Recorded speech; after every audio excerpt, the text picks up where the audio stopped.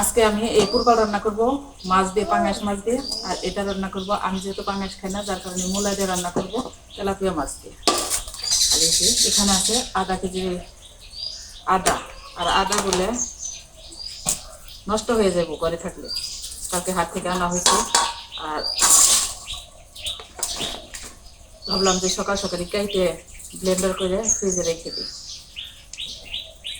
ফ্রিজে রেখে দিলে সমস্যা থাকে না, তাহলে কিন্তু আস্তে আস্তে নর্মালি রেখে দিলেও কিছুদিন ভালো থাকে, তারপর আস্তে আস্তে নষ্ট হয়ে যায়। আর এই আদাগুলো দেশি আদা। ব্লেন্ডার করলাম।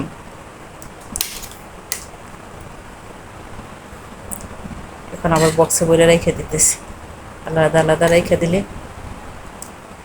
রান্না করার সময় আর ঝামেলা হয় না, বের করে রান্না করতে পারি।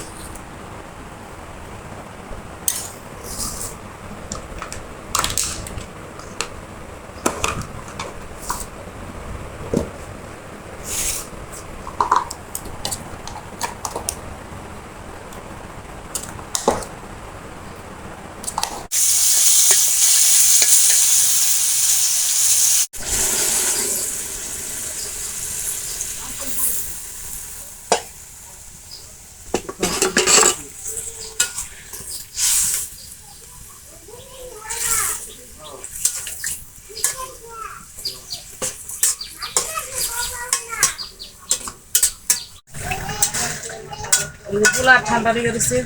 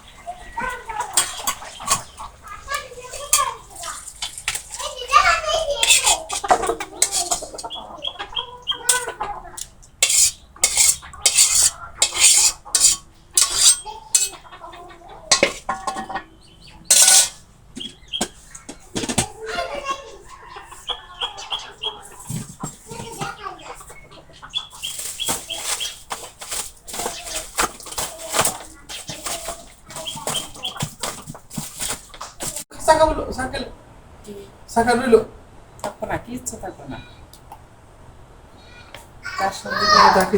বললো না কেন না ভাই, এক পা দিলে তো না যা দৌড়ে রে হ্যাঁ চাইছি এক পা দিছি এক পা খাইছো এক পা করবো না ঠান্ডা